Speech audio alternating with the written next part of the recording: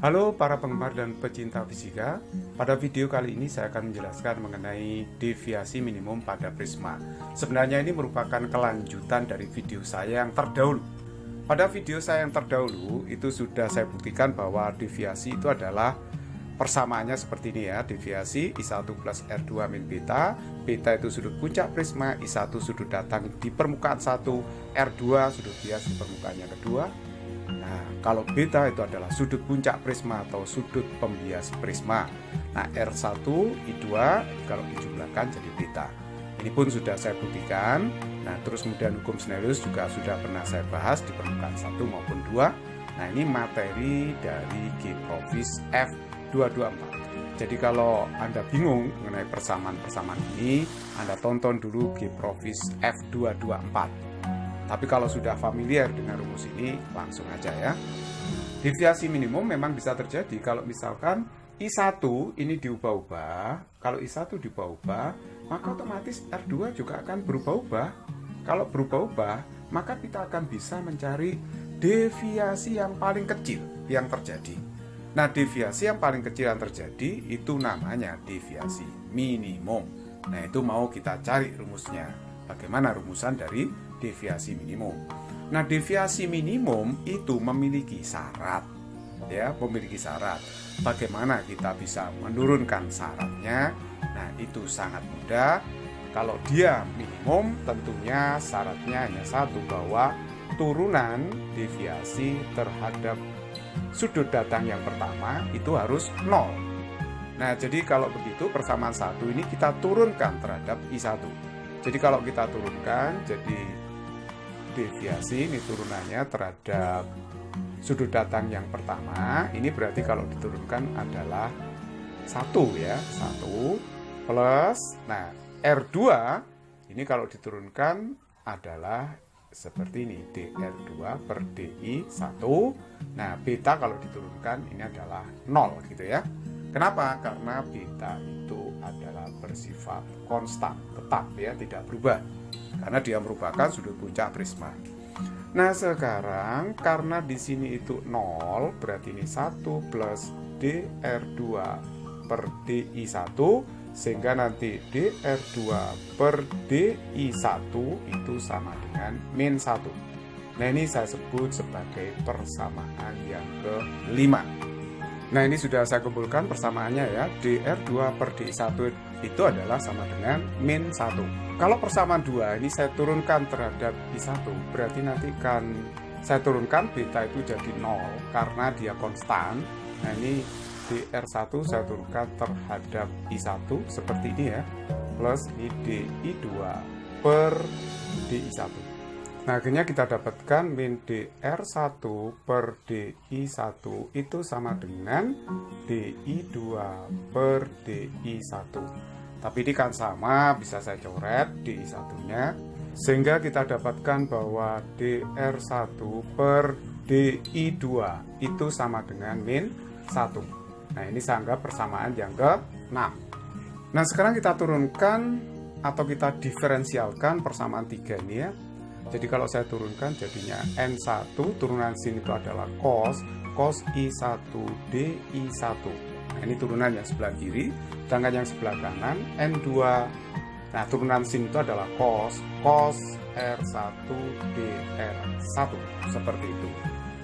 Nah, terus kemudian persamaan yang keempat ini juga harus kita diferensialkan atau kita turunkan. Jadi N2 sin diturunkan itu adalah cos I2 di2 sama dengan N1 sin diturunkan cos R2 dr2.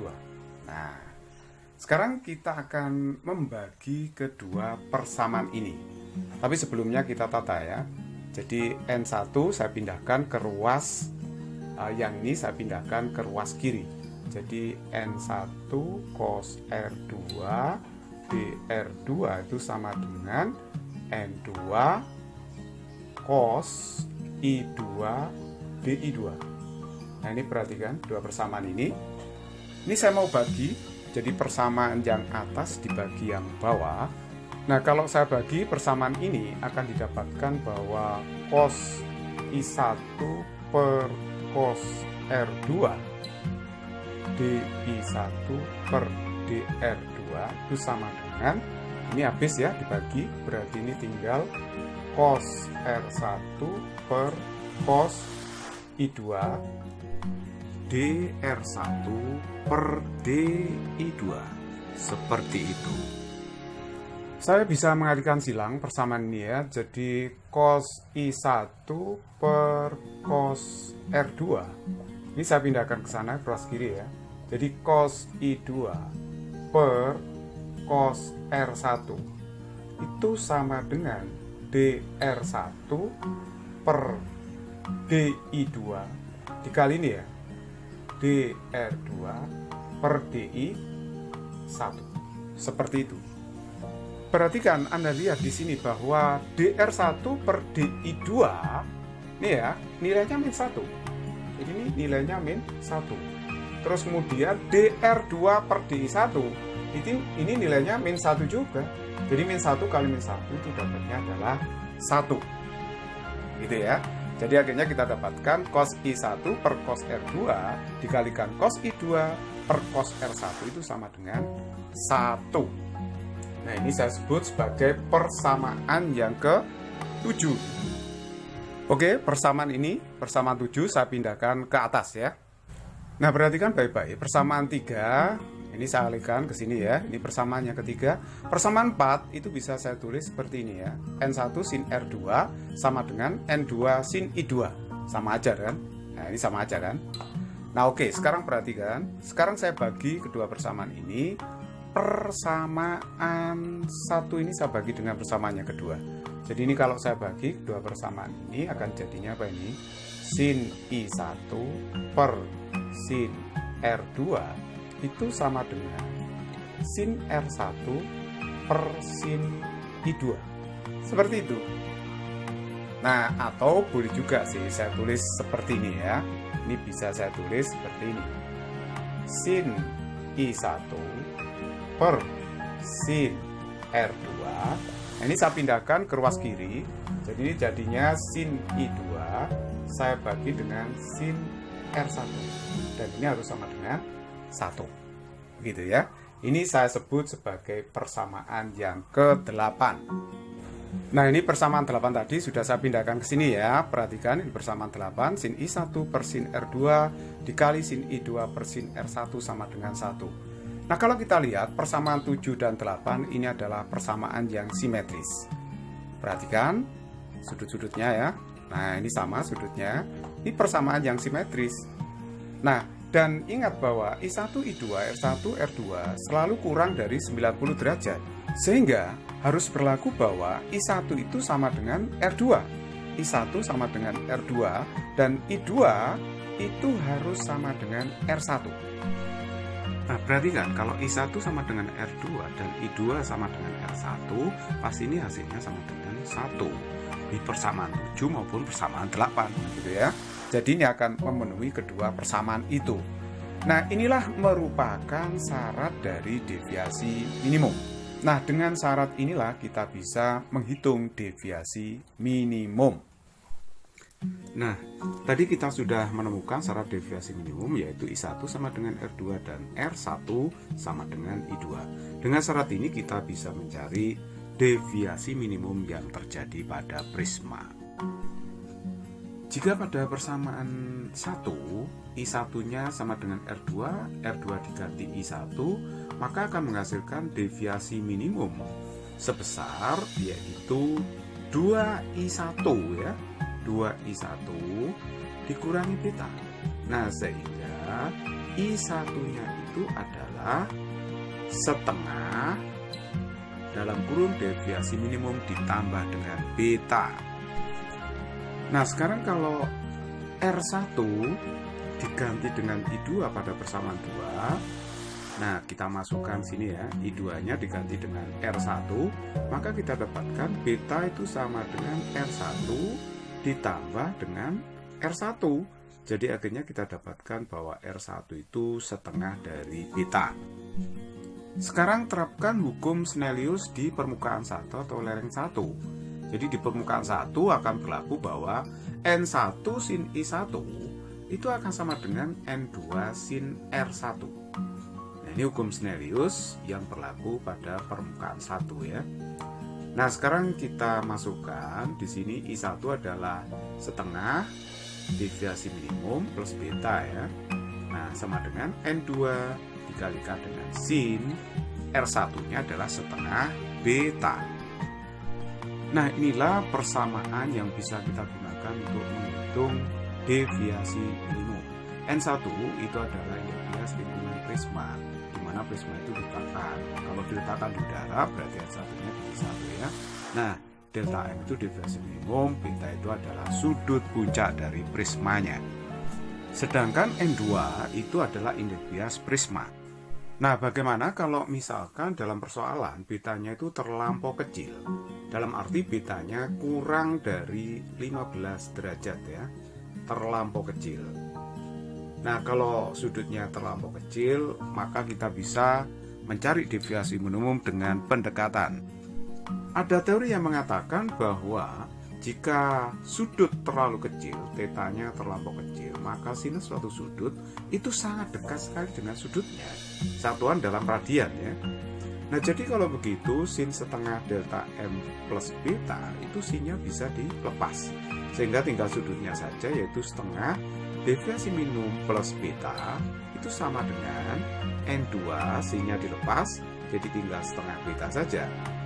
Nah, ini setengahnya bisa dicoret ya, sehingga nanti deviasi minimum plus beta itu sama dengan N2 per N1 kali beta. Nah, terus kita pindah ruasnya, berarti N2 per N1 kali beta min beta, sehingga kita temukan deviasi minimum dalam kurung N2 per N1 dikurang 1 dikalikan dengan beta. Perhatikan baik-baik bahwa rumus deviasi minimum yang bawah dengan yang atas ini berbeda ketelitian. Yang bawah ini adalah rumus umum, sehingga ketelitiannya adalah yang tertinggi. Nah, sedangkan yang atas ini adalah rumus khusus, adalah rumus pendekatan, bisa dipakai ketika betanya itu kurang dari 15 derajat. Nah, jadi betanya dianggap terlalu kecil. Kalau ingin teliti ya pakai rumus umum dengan persamaan yang bawah ini. Untuk lebih jelasnya, saya akan berikan contoh soal. Soal nomor 1, sinar yang mengenai salah satu sisi prisma dengan indeks bias akar 3, sedemikian hingga sinar mengalami deviasi minimum sama dengan sudut puncak prisma. Hitung sudut puncak prisma tersebut. Nah, perhatikan, dalam soal ini prisma tidak tahu diletakkan di mana. Di prisma ini kalau nggak tahu dianggap diletakkan di udara. Indeks bias udara itu 1, harus hafal ya. Nah, sedangkan indeks bias prisma N2 itu adalah akar 3. Nah, indeks bias udara itu 1, harus hafal. Nah, dalam soal di sini diketahui bahwa deviasi minimum sama dengan sudut puncak prisma. Jadi saya tulis delta M sama dengan beta. Nah, ini betanya yang ditanyakan berapa? Nah, kita gunakan tadi rumusnya, rumus umum ya. N1 sin setengah deviasi minimum plus beta itu kan harus sama dengan N2 sinus setengah beta. Nah, sekarang kita masukkan ya, N1 itu 1 dikalikan sin setengah deviasi minimum diganti beta, N2 nya adalah akar 3, kemudian dikalikan dengan sin setengah beta. Nah, akhirnya ini jadi sin beta karena 2 beta dibagi 2 ya. Nah, ini sama dengan akar 3 sin setengah beta. Nah, perhatikan secara geometri, secara rumus trigonometri, sin beta itu adalah 2 sin setengah beta kali cos setengah beta.